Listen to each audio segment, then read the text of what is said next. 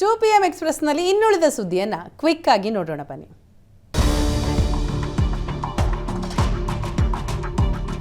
ಬಳ್ಳಾರಿಯಲ್ಲಿ ಮಾಜಿ ಸಚಿವ ಶ್ರೀರಾಮುಲು ಲೋಕಸಭಾ ಚುನಾವಣೆಗೆ ಭರ್ಜರಿ ಪ್ರಚಾರ ನಡೆಸ್ತಾ ಇದ್ದಾರೆ.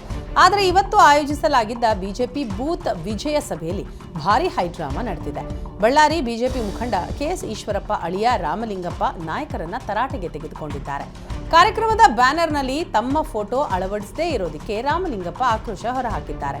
ಭಾಷಣ ಮಾಡುವ ವೇಳೆ ಅಳಲು ತೋಡಿಕೊಂಡ ರಾಮಲಿಂಗಪ್ಪ ಕುರುಬ ಸಮಾಜವನ್ನ ಕಡೆಗಣಿಸಲಾಗ್ತಾ ಇದೆ ಅಂತ ಆರೋಪಿಸಿದರು. ವೇದಿಕೆ ಮೇಲಿದ್ದ ಎಂಎಲ್ಸಿ ರವಿಕುಮಾರ್ ರಾಮಲಿಂಗಪ್ಪರನ್ನ ಸಮಾಧಾನ ಪಡಿಸುವ ಪ್ರಯತ್ನ ನಡೆಸಿದರು. ಚುನಾವಣಾ ನೀತಿ ಸಂಹಿತೆ ಹಿನ್ನೆಲೆ ಬೆಂಗಳೂರಿನ ಮಂಜುನಾಥ ನಗರದಲ್ಲಿ ಬಿಬಿಎಂಪಿ ಅಧಿಕಾರಿಗಳು ಶ್ರೀರಾಮನ ಫೋಟೋವನ್ನ ಮುಚ್ಚಿದ್ರು. ಇದರಿಂದ ಕೆರಳಿದ ಹಿಂದೂ ಕಾರ್ಯಕರ್ತರು ಸ್ಥಳದಲ್ಲಿ ಜಮಾಯಿಸಿದ್ರು. ಮಂಜುನಾಥ ನಗರದ ಭಾಗವ ಧ್ವಜದ ಕಟ್ಟೆಗೆ ಶ್ರೀರಾಮನ ಫೋಟೋ ಅಳವಡಿಸಲಾಗಿತ್ತು. ಫೋಟೋವನ್ನ ಮುಚ್ಚುವಂತೆ ಚುನಾವಣಾ ಅಧಿಕಾರಿಗಳ ಸೂಚನೆ ಹಿನ್ನೆಲೆ ಬಿಬಿಎಂಪಿ ಅಧಿಕಾರಿಗಳು ಫೋಟೋ ಮುಚ್ಚಿದ್ದರು. ಧ್ವಜ ಕಟ್ಟೆ ಎದುರು ಜಮಾಯಿಸಿದ ಹಿಂದೂ ಕಾರ್ಯಕರ್ತರು ಬಿಬಿಎಂಪಿಯ ನಡೆಯನ್ನ ಖಂಡಿಸಿದ್ರು. ಜೈ ಶ್ರೀರಾಮ್ ಘೋಷಣೆ ಮೊಳಗಿಸಿ ಬಿಬಿಎಂಪಿ ವಿರುದ್ಧ ಆಕ್ರೋಶ ಹೊರಹಾಕಿದ್ರು.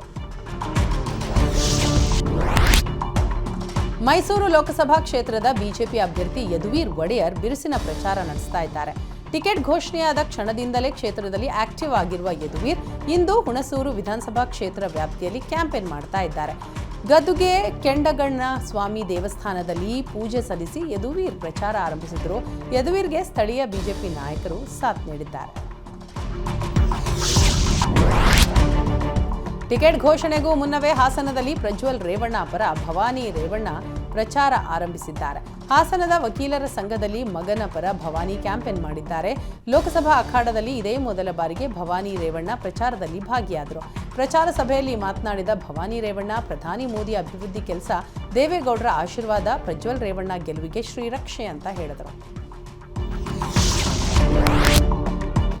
ಮಾಜಿ ಸಚಿವ ಮಾಧುಸ್ವಾಮಿ ಈ ಬಾರಿ ತುಮಕೂರು ಲೋಕಸಭಾ ಕ್ಷೇತ್ರದ ಬಿಜೆಪಿ ಟಿಕೆಟ್ ಆಕಾಂಕ್ಷಿಯಾಗಿದ್ದರು.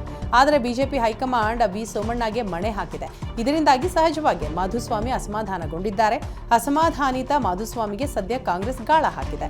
ಮಾಧುಸ್ವಾಮಿ ಅವರನ್ನ ಕಾಂಗ್ರೆಸ್ಗೆ ಕರೆತರಲು ಪ್ರಯತ್ನಿಸಲಾಗ್ತಾ ಇದೆ. ಇತ್ತ ಮಾಧುಸ್ವಾಮಿಯವರನ್ನ ಬಿಜೆಪಿಯಲ್ಲೇ ಉಳಿಸಿಕೊಳ್ಳಲು ಕೇಸರಿ ಕ್ಯಾಂಪ್ ಯತ್ನಿಸ್ತಾ ಇದೆ. ತುರುವೇಕೆರೆ ಮಸಾಲೆ ಜಯರಾಮ್ ತೋಟದ ಮನೆಯಲ್ಲಿ ವಿಪಕ್ಷ ನಾಯಕ ಅಶೋಕ್ ನೇತೃತ್ವದಲ್ಲಿ ಸಭೆ ನಡೆಸಿ ಮಾಧುಸ್ವಾಮಿ ಮನವೊಲಿಕೆಗೆ ಪ್ರಯತ್ನಿಸಲಾಗಿದೆ. ಬೆಂಬಲಿಗರ ಸಭೆ ಕರೆದು ತೀರ್ಮಾನ ಮಾಡೋದಾಗಿ ಮಾಧುಸ್ವಾಮಿ ತಿಳಿಸಿದ್ದಾರೆ.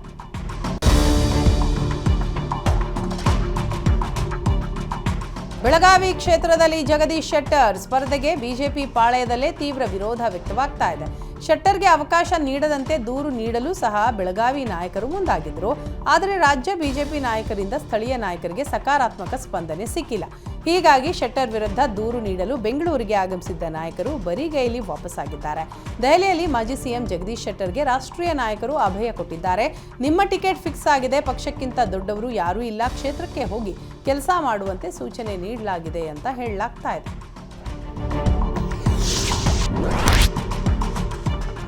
ಬೆಂಗಳೂರು ಉತ್ತರ ಕ್ಷೇತ್ರದ ಬಿಜೆಪಿ ಟಿಕೆಟ್ ಮಿಸ್ ಆಗಿದ್ದಕ್ಕೆ ಅಸಮಾಧಾನಗೊಂಡಿರುವ ಹಾಲಿ ಸಂಸದ ಡಿವಿ ಸದಾನಂದಗೌಡಗೆ ಕಾಂಗ್ರೆಸ್ ಗಾಳ ಹಾಕಿತ್ತು. ಆದರೆ ಕಾಂಗ್ರೆಸ್ ಆಫರ್ ಅನ್ನು ಸದಾನಂದಗೌಡ ತಿರಸ್ಕರಿಸಿದ್ದಾರೆ.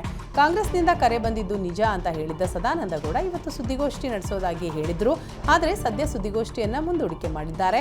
ಆರ್ಎಸ್ಎಸ್ ಪ್ರಮುಖರ ಜೊತೆ ಚರ್ಚೆ ನಡೆಸಿರುವ ಡಿವಿಎಸ್ ಯಾವುದೇ ಕಾರಣಕ್ಕೂ ನಾನು ಬಿಜೆಪಿ ತೊರೆಯೋದಿಲ್ಲ, ಅಧಿಕಾರ ಇಲ್ಲದೇ ಇದ್ರೆ ಪರವಾಗಿಲ್ಲ, ರಾಜಕೀಯ ನಿವೃತ್ತಿಯನ್ನ ಪಡೆಯುವೆ ಅಂತ ಹೇಳಿದ್ದಾರೆ ಅಂತ ಹೇಳಲಾಗ್ತಾ ಇದೆ. ಅಭ್ಯರ್ಥಿಗಳ ಎರಡನೆಯ ಪಟ್ಟಿ ಬಿಡುಗಡೆಗೆ ಕಾಂಗ್ರೆಸ್ ಕಸರತ್ತು ನಡೆಸ್ತಾ ಇದೆ. ನಿನ್ನೆ ದೆಹಲಿಯಲ್ಲಿ ಸಿಇಸಿ ಸಭೆ ನಡೆದಿದ್ದು, ಮೀಟಿಂಗ್ನಲ್ಲಿ ಸಿಎಂ ಸಿದ್ದರಾಮಯ್ಯ ಹಾಗೂ ಡಿಸಿಎಂ ಡಿಕೆ ಶಿವಕುಮಾರ್ ಭಾಗಿಯಾಗಿದ್ದರು. ಸಿಇಸಿ ಸಭೆಯ ಬಳಿಕ ಮಾತನಾಡಿದ ಡಿಕೆ ಶಿವಕುಮಾರ್, 2-3 ಕ್ಷೇತ್ರ ಬಿಟ್ಟು ಉಳಿದ ಕ್ಷೇತ್ರಗಳ ಬಗ್ಗೆ ಚರ್ಚೆಯಾಗಿದೆ. ಇವತ್ತು ಮತ್ತೊಂದು ಸುತ್ತಿನ ಸಭೆ ನಡೆಸಿ ತೀರ್ಮಾನ ಮಾಡಲಾಗುತ್ತೆ ಅಂತ ಹೇಳಿದರು. ಕಾಂಗ್ರೆಸ್ ಈಗಾಗಲೇ 7 ಕ್ಷೇತ್ರಗಳಿಗೆ ಅಭ್ಯರ್ಥಿಗಳನ್ನು ಘೋಷಿಸಿದ್ದು, ಉಳಿದ 21 ಕ್ಷೇತ್ರಗಳಿಗೆ ಕದನ ಕಲಿಗಳನ್ನು ಅಂತಿಮಗೊಳಿಸುವ ಸಭೆ ಮಾಡ್ತಾ ಇದೆ. ನೀತಿ ಸಂಹಿತೆ ಜಾರಿಯಾದ ಹಿನ್ನೆಲೆ ರಾಯಚೂರು ಯಾದಗಿರಿ ಲೋಕಸಭಾ ಕ್ಷೇತ್ರದ ಸುತ್ತ ಚೆಕ್ ಪೋಸ್ಟ್ ನಿರ್ಮಿಸಿ ತಪಾಸಣೆ ಬಿಗಿಗೊಳಿಸಲಾಗಿದೆ. 9 ಅಂತರ್ ಜಿಲ್ಲಾ ಚೆಕ್ ಪೋಸ್ಟ್ ನಿರ್ಮಾಣ ಮಾಡಿ ವಾಹನಗಳ ತಪಾಸಣೆ ಮಾಡಲಾಗ್ತಾ ಇದೆ. ಪ್ರತಿ ಚೆಕ್ ಪೋಸ್ಟ್ನಲ್ಲೂ ಚುನಾವಣಾ ನೋಡೆಲ್ ಅಧಿಕಾರಿ, ಕಂದಾಯ ಇಲಾಖೆ ಅಧಿಕಾರಿ ನಿಯೋಜನೆ ಮಾಡಲಾಗಿದೆ. ಚುನಾವಣಾ ಅಕ್ರಮ ತಡೆಯಲು ಜಿಲ್ಲಾಡಳಿತ ಮತ್ತು ಚುನಾವಣಾ ಇಲಾಖೆ ಫುಲ್ ಅಲರ್ಟ್ ಆಗಿದೆ. ರಾಯಚೂರು ಲೋಕಸಭಾ ಕ್ಷೇತ್ರದ ಬಿಜೆಪಿ ಟಿಕೆಟ್ಗಾಗಿ ಪೈಪೋಟಿ ತೀವ್ರಗೊಂಡಿದೆ. ಹಾಲಿ ಸಂಸದ ರಾಜ ಅಮರೇಶ್ವರ ನಾಯಕ ಹಾಗೂ ಮಾಜಿ ಸಂಸದ ಬಿವಿ ನಾಯ್ಕ ಟಿಕೆಟ್ ಗಿಟ್ಟಿಸಲು ಭಾರೀ ಲಾಬಿ ಮಾಡ್ತಾ ಇದ್ದಾರೆ. ಈ ಮಧ್ಯೆ ಮಾಜಿ ಶಾಸಕ ತಿಪ್ಪರಾಜು ಹವಾಲ್ದಾರ್ ಕೂಡ ಟಿಕೆಟ್ ನೀಡುವಂತೆ ನಾಯಕರ ಮೇಲೆ ಒತ್ತಡ ಹಾಕ್ತಾ ಇದ್ದಾರೆ. ತಿಪ್ಪರಾಜು ಹವಾಲ್ದಾರ್ ಅಭಿಮಾನಿಗಳು ಸಾಮಾಜಿಕ ಜಾಲತಾಣಗಳಲ್ಲಿ ಪೋಸ್ಟ್ ಹಾಕಿ ಟಿಕೆಟ್ಗಾಗಿ ಆಗ್ರಹಿಸ್ತಾ ಇದ್ದಾರೆ. ಪ್ರತಾಪ್ ಸಿಂಹ, ಈಶ್ವರಪ್ಪ ಮತ್ತು ನಳಿನ್ ಕುಮಾರ್ಗೆ ಆದ ಅನ್ಯಾಯ ತಿಪ್ಪರಾಜು ಹವಾಲ್ದಾರ್ಗೆ ಆಗಬಾರದು ಅಂತ ಪೋಸ್ಟ್ ಹಾಕಲಾಗ್ತಾ ಇದೆ.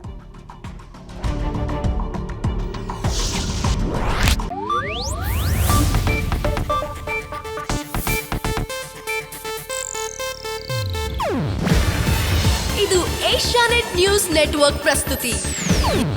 ನೀವು ನೋಡ್ತಿದ್ದೀರಾ ಏಷ್ಯಾನೆಟ್ ಸುವರ್ಣ ನ್ಯೂಸ್.